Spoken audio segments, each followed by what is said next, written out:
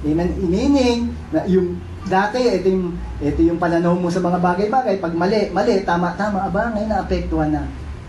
Ako po mismo, tataas kong dalawang kamay ko, pati paa. Dumaan po ako sa ganitong sitwasyon. Deterioration? Yes. Dati, talagang firm ako. Naging, napapasok po ako, imbis na, not confront with this world, sumasabay na po. Hindi ko alam, biglaan ho yun. And eventually, hindi ko na alam, yung nasa shaky ground na pala yung relationship ko sa Lord. But praise God, buti na lang, nagpaalala at bumalik yung wisdom ng Panginoon. This leads to influence, no? James, basahin mo na yung James 4:4, ito ang sabi, from the Message, you're cheating on God. Sabi ni James, the Proverbs of the New Testament. If all of you want is your own way, flirting with the world every chance you get, you end up enemies of God and His way. So, sabi po mismo ni James dito, nag-flirt ka sa world. Yung minsan, okay lang, minsan hindi. Divided. Yun po nagsimula kay Solomon na pag-deteriorate. Christian, ano po sinasabi sa atin dito? Huwag po natin gawin yun. Huwag natin gayahin si Solomon. Amen? Stand on na sinasabi ng Panginoon na tama at nasasabi yan, huwag ka na makipag-compromise. At itong pagiging friend of this world, influence him na sumunod. The world influenced Solomon. Instead, Solomon influenced the world. As Solomon grew old, his wives turned his heart after other gods, and his heart was not fully devoted to the Lord his God. Learn from me. Ito po nangyari. Pag-friend ako sa world, amen, di ko alam, hindi ko sasabing, nakasimangot na kayo pag may mandudo. Hindi po yan sasabi ko. Yung pong pareho ng paggawa, at nakikisaya ka na, at okay na sa'yo, yun po yung malaking problema. Hindi ko sasabing, sawayin nyo silang sawayin. Hindi po yun.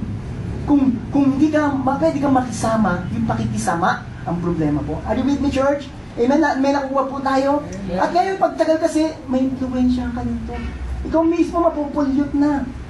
Amen. Ako po, yun ang nakita ko sa sarili ko ng mga ilang dekada na ho nakalipas. Puri ng Diyos. Amen?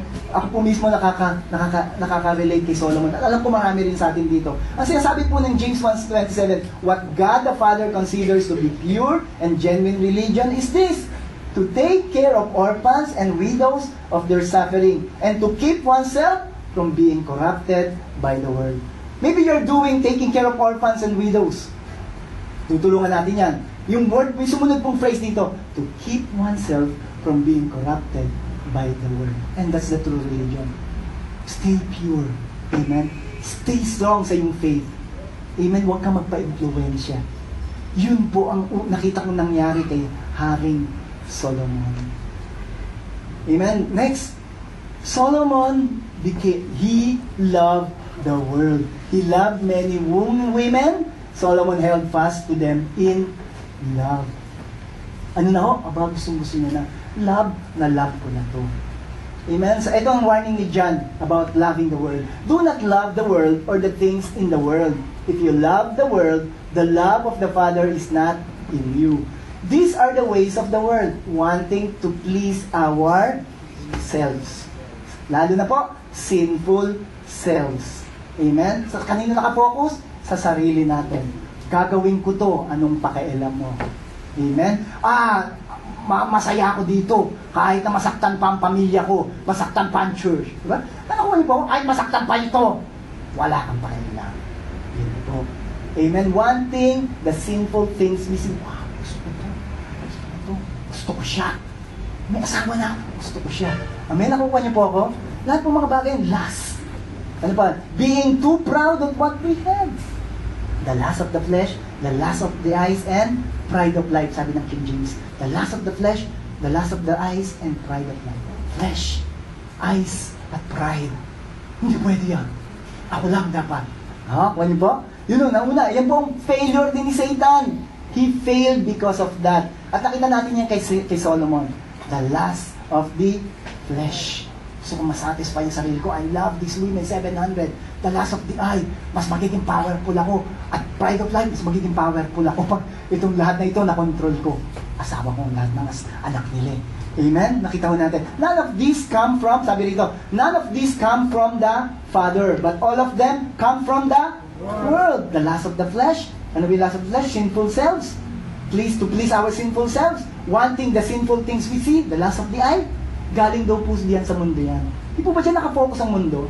Bagong gadget, bagong ganito. Ako gusto kong bagong gadget. Amen? Pero kung yun lang yung nanasahin ko at gagawin ko na lahat, ipagnanakaw ko yung pupunta ako dun sa tindahan ng Apple at magkukumit ako dun ng kukunin ko yung isang iPad doon. Ayun po yung maling-mali na. And that's the way of the world. Mandaya, at hindi ko natin dapat pasukin yun. Are you with me, church? Yeah. Hallelujah, amen? The world and everything that people want in it are passing away. But the person, that's you, who does what God wants, lives forever. Sino ba yung person that the Lord wants? Tayo po yun. Amen? So, let's see the result. The result of Solomon's.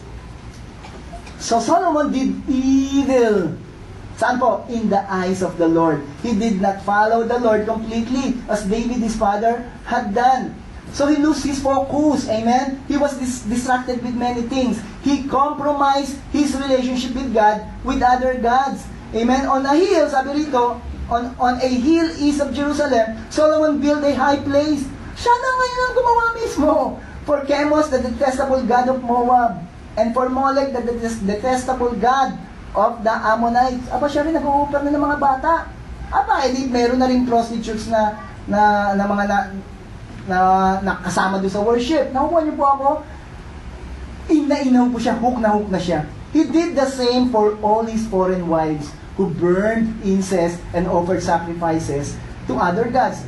Eh, meron pa akong ibang mga asawa na hindi binanggit dito. Aba yun, sige, darling, gusto mo yan. O sige, gagawa kita. So sa Jerusalem po, napakarami na mga templo at mga altar para sa, ilan yung asawa niya? 700. Iba pa ho yung concubines niya. Amen? Lahat ho yung pinagawa niya rin. Itanong natin, na-pollute po yung lugar na promised land. Hallelujah. So anong reaction ni Lord? Kailangan din natin makita ang reaction ni Lord. The Lord became angry with Solomon because his heart had turned away from the Lord. The God of Israel, who appeared to him twice, although he had forbidden Solomon to follow other gods, Solomon did not keep the Lord's command. Amen? But although he became angry, the Lord never stopped to speak to Solomon. Amen? Hindi po tumigil ang Diyos na kausapin si Solomon. Kahit na mali na Solomon, ganun po ang Diyos natin. May pagkakamali ka, kakausapin ka pa rin. At bibigyan ka niya ng maraming tsansa para manumbalik. Tingnan natin sa muna the verse. So the Lord said to Solomon, since this is your attitude, and you have not kept my covenant and my decrees, which I commanded you, I will most certainly tear the kingdom away from you and give it to one of your subordinates. Kita ko natin dito, ando pa rin ang Diyos. Pinakusap siya, hindi sabihin, nakasalanan kayo, hindi kita kakausapin. Diyos po natin, persisting God siya. A stubborn love nga yung love sa atin, Lord, sabi ng kanta. Hindi siya titigil. At gusto niya lang naman dito, umamin si Solomon Pero hindi pa rin po yan nangyari. Kaya nga sabi niya, nevertheless, for the sake of David your father, I will not do it during your lifetime. I will tear it out of the hand of your son Rehoboam. Yet I will not tear the whole kingdom from him, but will give him one tribe for the sake of David my servant, and for the sake of Jerusalem which I have chosen. Kaya po pala hindi 12 kingdoms napunta kay Jeroboam. Dalawa po yan, Rehoboam at Jeroboam. Rehoboam po yung anak niya. Eventually, yung po mapag-uusapan natin siguro next week, Rehoboam, Jeroboam. Makita mo natin dito, sabi, ito po rin ang grace ko. Hindi ko kakalimutan yung Davidic kingdom ko. Yung aking covenant kay David magpapatuloy. At ikaw mismo magbe-benepisyo pa rin. Dalawang kingdom ang pamumunuan nung anak mo. At susunod sa iyo. Yung susunod na hari sa iyo at magiging hari pa. Yung 10, bibigay ko yun sa ibang subordinates. Makita mo natin bakit subordinates. Tuloy po natin. The result of turning away. The turning away of King Solomon from God caused his life a lot of trouble. Ang sasabi po rito, huwag tayong lumayo sa Panginoon, nasa kanyang wisdom. Huwag na ho tayong makapag-flirt sa world, dumiretso na tayo sa Panginoon. Steady na ho tayo sa Lord. Kasi po sa Lord, may safety at maayos po ang buhay. Pag kayo ay nagdodoble kara at palayo sa Panginoon, hindi po biglaan yung paglayong yan. Nagsisimula po yan sa hindi po pananalangin minsan, po, o kaya sa hindi Alam po, pinaka-vocal sa mga Christian na problema, pag nakikita mo nagkakaproblema na siya sa kanyang relationship, ay hindi po pagdalo sa worship. Yung fellowship, kaya napakalaga ho nito eh. Yung nawala sa fellowship, subukan niyo pong mag-alis ng isang kahoy dun sa maraming kahoy, maraming kahoy na may siga, na bonfire, pag inalis niyo yung isang kahoy noon, hindi po bigla-bigla nawawala apoy noon. Nakpan niyo po ako, andiyan pa yan, mamaya, yung katitingin mo dun sa mga magkakasamang nagliliyab at nagbibigay ng ilaw, yung apoy na inalis mo, umalis o inalis mo, unti-unti yung namamatay yung apoy. At nawawala po yung sinan. Nasubukan niyo na ba yun? In-experiment ko lagi yan pag meron kami mga pinupuntahan mga bonfire kami o kaya nagluluto kami ng nilagang baka. Yun ang ginagamit namin, kahoy. Ang sarap po kasi. Pag inalis ko po yung isa, talagang namamatay. Nagsisimula po yan doon sa fellowship. Kapatid, dinesign ng Christian na may fellowship. Si King Solomon, yun po yung nilayuan niya. Fellowship. Pangalawa, Word of God. Amen? Bible. Sabi, okay lang hindi ako mating ng church. Babasa naman ako ng Bible. Doon po nagsisimula yan. Amen? Alam mo, mangyayari, pag hindi ka na nag-church o fellowship, mawala na rin pagbabasa mo ng Bible. Yung dati mong habit ng pagbabasa ng Bible, unti-unti rin po mawawala yan. Nagpe-pray ka na lang. Dahil na relationship ka pa eh. Pagkagising, pagkakain, matutulog, magpe-pray ka. Pagtagal po, pati yung bago matulog, dahil pagod na pagod ka sa mga nangyayari, pati pagtulog mo, hindi ka na magpe-pray. Pagising na lang kinabukasan. Okay, matutulog kapag magpe-pray ka dahil sobrang pagod mo, bukas na yung amen, kasabay na ng pagising mo. Amen? At sa huli na, wala na rin. Pagising, wala na. Hanggang mawawala. Pagkain, sa pagkain na lang, Lord, bless this food. Eventually, hanggang mawawala na ako. Nakita ko po yan. Amen? Puri ng Diyos, hindi po nagpatuloy na nangyari sa akin yun. Pauwi po kami ni Sister Cora sa ganung sitwasyon. Ano muna namin nalisan? Fellowship. Basa kaming Bible, okay naman, o naman tayo. Andiyan naman si Benny Hinn, nanonood kami sa TV. Wala pong internet nun 90s pa po yun Amen? Eventually, buti nagising po kami, ginising kami ng Lord. Nakita namin, eto na. Okay na sa amin di mag-church. Amen? Okay na lahat. But praise the Lord. Ang Diyos po, hindi po siya tumitigil Ito po ngayon, purihin ng Diyos. At kaya ako nakakatayo ako sa inyo ngayon. Maraming pinagdaanan, sinishare ko sa inyo. Huwag na po natin yung gayahin si Solomon at si Brother Ripe. May pinagdaanan gano'n. Amen, church? Amen. At ito pa mo nangyayari, hindi po ba? Pag iniwanan natin yun, darating pong panahon, mukhang wala na sa atin. Marami ako nakitang ganong kaibigan. Amen? Dati kasama ko pa sa church at naglilingkod. Nung bumitaw po ng unti-unti, wala na, mukhang wala. Mukhang nakalimutan lahat ang kabutihan ng Diyos. Huwag mo natin hayaan yun. Na yung grace of God ay mawala-wala po sa atin. Hawakan po natin. Are you with me, church? Amen. Ano po nangyari? Tuloy mo natin. Are you learning? Amen? Amen. Tuloy po natin. Nung nangyari po ba ito kay Solomon, ito na po ang mga naging sitwasyon. Merong listahan sa chapter 14 to 25, mga listahan po ng nakagera niya. Pinakasalan niya na po yung 700 kingdoms sa paligid niya. Aba, may nag-raise up po. Amen? Hadad and Edomite, royal descendants who escaped from the hand of David and Joab. Akala ni David at saka ni Joab, napatay niya na yung Edomites, lahat. Diba? Sino po yung Edomites? Yun po yung kamag-anak ni Jacob. Di ba si Esau? Edom din ang pangalan niya. May anak pa palang natira. Rezon was Israel's adversary as long as Solomon lived, adding to the trouble caused by Hadad. So Rezon ruled in Aram and was hostile toward Israel. Also Jeroboam, ayan ako, son of Nebat, rebelled against the king. He was one of Solomon's official. Kaya sinabi kay Solomon, yung subordinate mo mamumuno. Ito po ang namuno ng 10 kingdoms, si Jeroboam. Hallelujah. Verse 27 following. Malapit na tayo matapos. Amen. Verse 30. And Ahijah took hold of a new cloak. Balikan na natin. Dito na tayo. So, si Solomon po, si Jeroboam po, kinausap nito ni Lord. Kinausap ni Lord si Jeroboam sa pamamagitan ni King Ahijah. At sinasabi sa kanya, yung 10 kingdoms, mawawala yun kay Solomon, mapupunta sa iyo. Ito po ang sabi.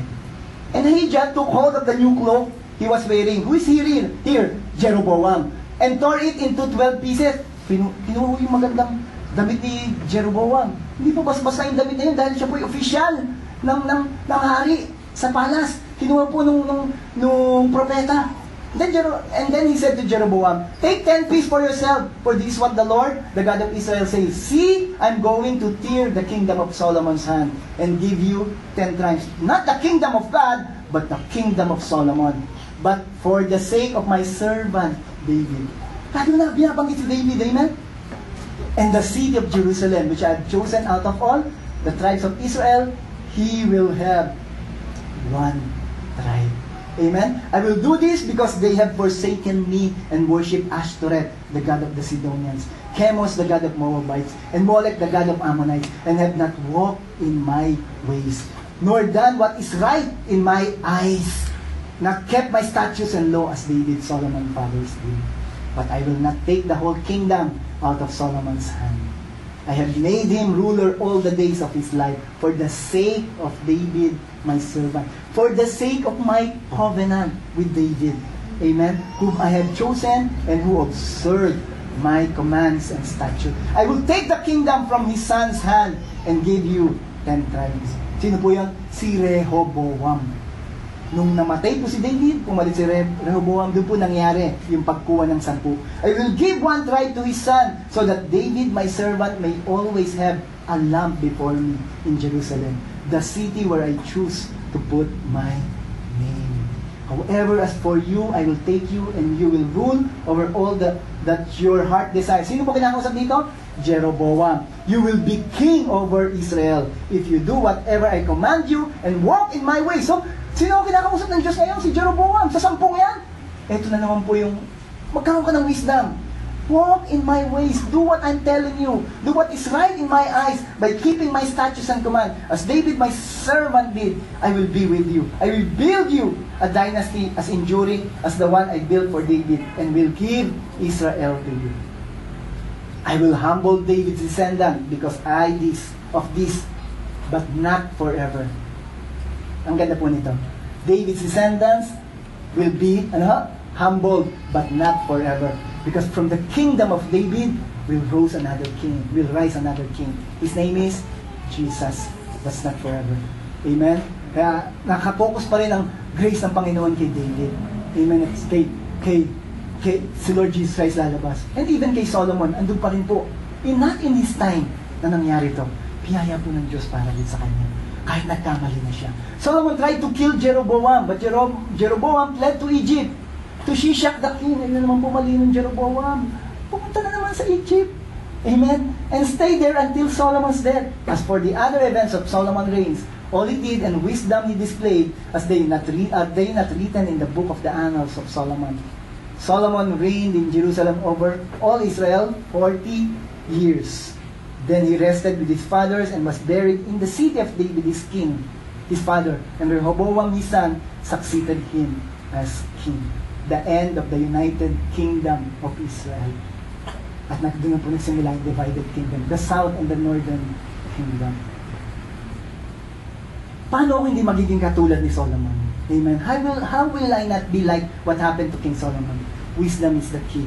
King Solomon didn't continue to walk with wisdom. Wisdom is the Lord Jesus Christ and His words. Amen. Don't leave the Lord Jesus Christ and His word. And He promised He will never leave you nor forsake you.